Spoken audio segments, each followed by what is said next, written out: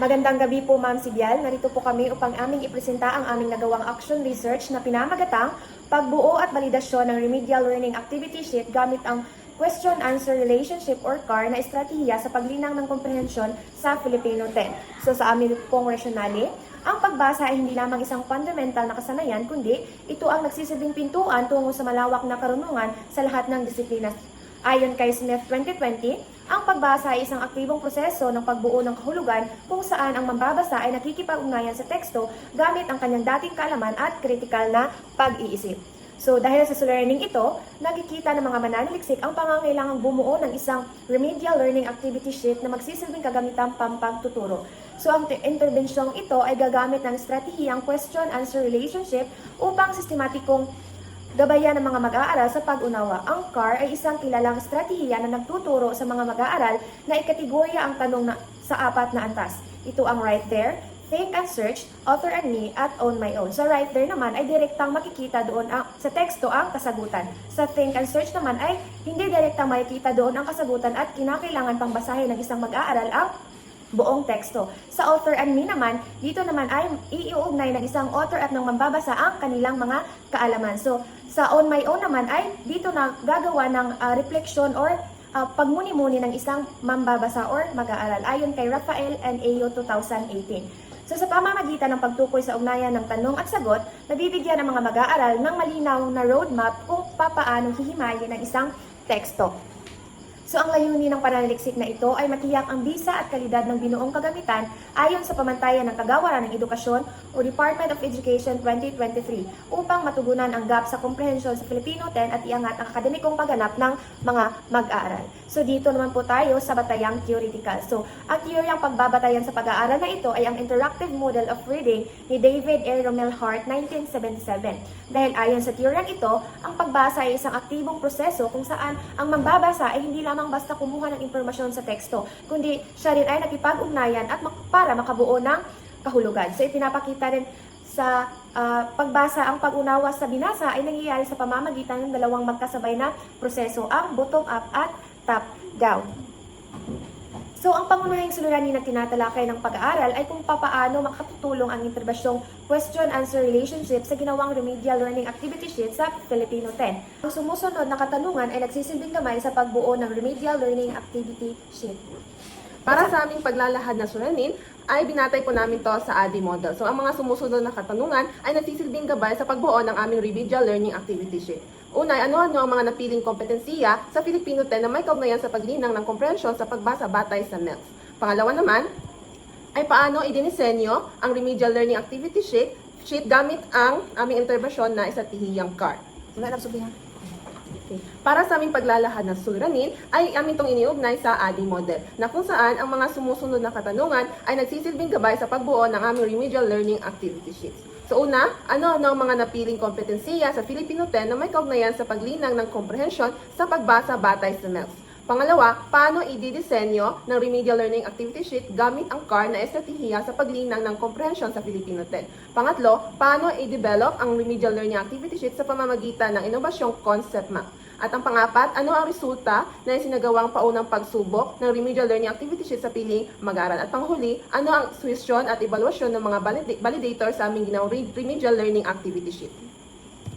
Para sa aming batayang conceptual or framework, at amin po rin itong inugnay sa ADDIE model na kung saan ang A ay analysis, ang D ay design, ang pangalawang D naman ay development, ang I implementation, at ang E ay evaluation. Na kung saan sa analysis, dito ay pipili kami ng mga kompetensiya sa Filipino 10 batay doon sa MELS na siyang gagawa namin ng remedial learning activity sheet.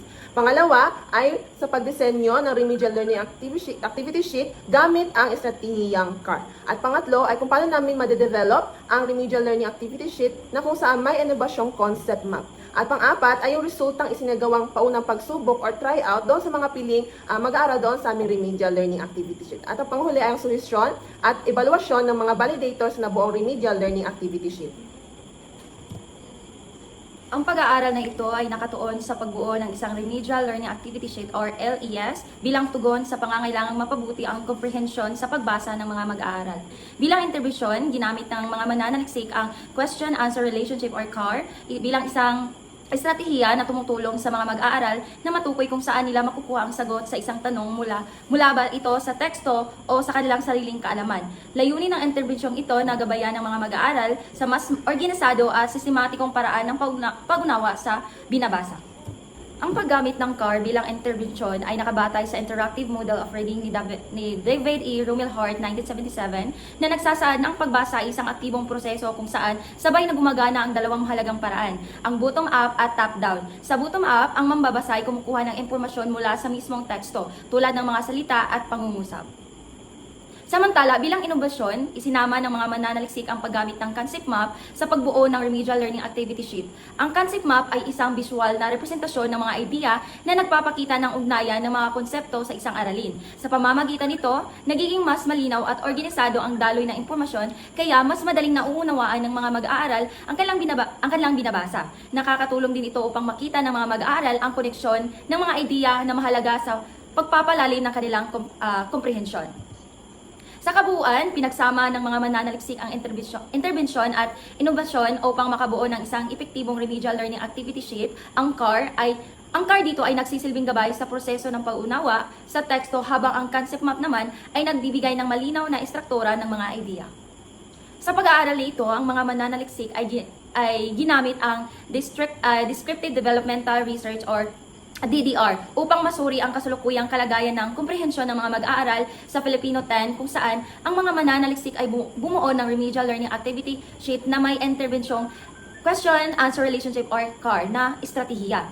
Ang DDR ay isang uri ng pananaliksik na may layuning hindi lamang magbigay ng paglalarawan sa isang sitwasyon, kundi upang makabuo rin ng mga produkto o interbensyon na maaring magamit upang mapabuti ang kalidad ng edukasyon.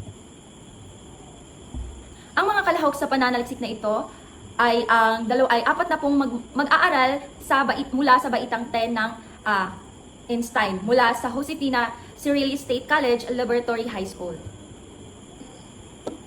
So makikita sa aming talahanayan 1 ay yung mga kasanayang pagkatuto sa Filipino na siyang aming napili at ginamit upang gumawa ng remedial learning activity sheet. So mga kasanayang ito ay nakatuon sa komprehensyon sa pagbasa at kritikal na pag-iisip at kakayahang may ugnay ng mga mag-aaral ang teksto sa tunay na buhay. Na kung saan ang mga kasanayang ito ay ginamitan namin ng aming estratehiyang CAR doon sa aming remedial learning activity sheet. Okay. Para naman sa disenyo, so dinisenyo namin ang aming remedial learning activity sheet na kung saan ginamitan namin ito ng estratehiyang CAR. So may mga gawain kami doon sa bawat learning activity sheet na aming ginawa na may estratehiyang CAR, na kung saan ito ay may tatlong uri ng mga tanong. Kung saan ito ay right there, think and search, author and you, at on my own. So layunin nito na masukat at malaman kung naintindihan ba talaga ng mga mag-aaral yung akdang kanilang binasa. So, ipinakita sa talahanayan 2 ang kabuuang puna ng mga validator na mahalaga ang malinaw na organisasyon, wastong format at learner-centered na disenyo sa paggawa ng Learning Activity Sheets or LAS. Binigyang diin ito ang pangangailangan nakaangkla ang mga gawain sa MELCS, may malinaw na instruksyon, at angkop na antas ng mga mag-aaral upang mas maging epektibo ang pagkatuto. Sinuportahan din ito ng DepEd MELCS guide at ng Dick and Carey Instructional Design Model na nagsasabing ang maayos na disenyo, malinaw na panuto at alignment ng competencies ay mahalagang salip upang mapabuti ang pag-unawa at pagkatuto ng mga mag-aaral. Sa pag-develop ng learning activity sheet na may inobasyong concept map, ay gumamit kami ng mga gawain na kung saan may iba't ibang uring concept map na masasagutin ng mga mag-aaral upang mas madali ang kanilang pag-unawa sa kanilang akdang binasa. Sa pamagitan ng concept map, naiugnay ng mga mag-aaral ang mga mahalagang pangyayari, ideya at konsepto na nakapaloob sa aralin. Ayon nga kay Joseph D. Novak, 1998, ang concept map ay isang mabisang estratehiya na tumutulong sa mga mag-aaral upang may ayos at may ugnay ang mahalagang konsepto at impormasyon sa kanilang pagkatuto. Ipinaliwanag niya na sa pamagitan ng concept map ay higit na mapapaunlad ang pag-unawa at organisasyon ng ideya at kritikal na pag-iisip ng mga mag-aaral. Sa evaluasyon ng mga validator naman, makikita sa talahanayan 3 na ang indicator 1, 6, at 7 ay nakakuha ng fair. Samantala, ang indicator 2, 3, 4, 5 ay nakakuha naman ng excellence. Ipinapakita nito na nagkakaroon ng mga matataas na pagkakasundo ng mga eksperto na ang mga bahaging ito ng learning activity sheet ay angkop, malinaw at may kaugnayan sa nilalaman. Sa kabuuan, ipinapakita ng resulta na karamihan sa mga aspekto ng binuong learning activity sheet ay may mataas na antas ng validity. Subalit, mayroon pa rin ilang bahagi na dapat linangin upang maging mas epektibo ang kagamitang pampagkatuto. Sa talahanayan 4 naman, ay makikita natin dito na ang indicator 1 ay nakakuha ng fair, samantala ang indicator 2, 3, 4, 5, 6 at 7 ay nakakuha ng excellence. Sa kabuuan, ipinapakita ng resulta ng karamihan sa mga aspekto ng nabuong learning activity sheet ay nasuri bilang excellent na nagpapakita ng mataas na kalidad at bisa ng material. Gayunpaman, may isang aspektong nakakuha na lamang ng fair na antas, kaya nangangailangan pa ito ng karagdagang pagpapaunlad upang higit na mapahusay ang kabuuang kalidad at kaangkupan ng learning activity sheet.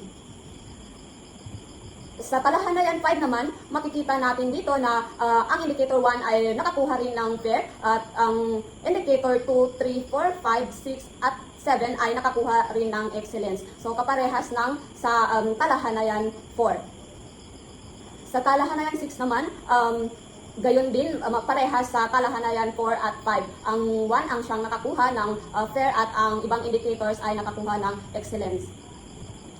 Sa talahanayan 7 ay nakakuha rin ang indicator 1 ng fair at ang ibang indicators ay excellence.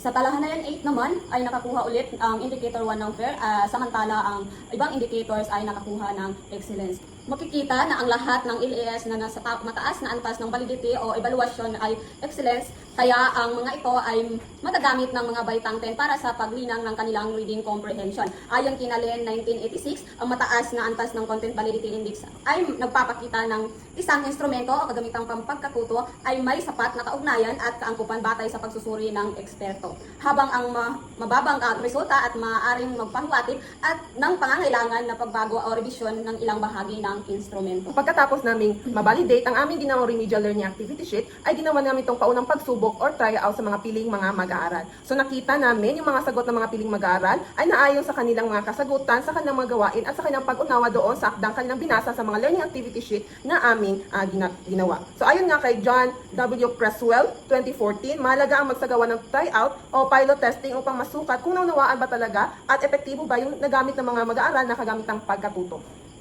Batay sa mga suwestyon ng mga validator, napag-alaman na mahalagang bigyang pansin ang kalinawan, organisasyon at kaangkupan ng mga gawain sa pagbuo ng Remedial Learning Activity Sheet or LAS.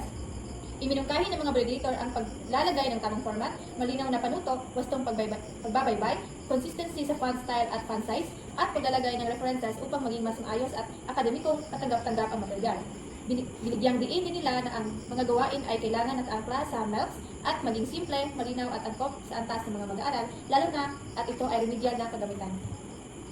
Batay sa kinalabasan ng pag-aaral, ang mga sumusunod ay irirekomenda. Una, gamitin ng mga guro sa Filipino 10 ang nabuong Remedial Learning Activity Sheet bilang kagamitang pantulong upang mapahusay ang komprehensyon sa pagbasa ng mga mag-aaral. Pangalawa, magsagawa pa ng karagdagang revisyon sa mga indicator na nakakuha ng fair na interpretasyon upang higit na mapataas ang kalidad at bisa ng Learning Activity Sheet. Pangatlo, hikayatin ng mga guro na gamitin ang CAR na estratehiya at concept map sa pagtuturo upang maging mas organisado at makahulugan ang proseso ng pagkatuto ng mga mag-aaral.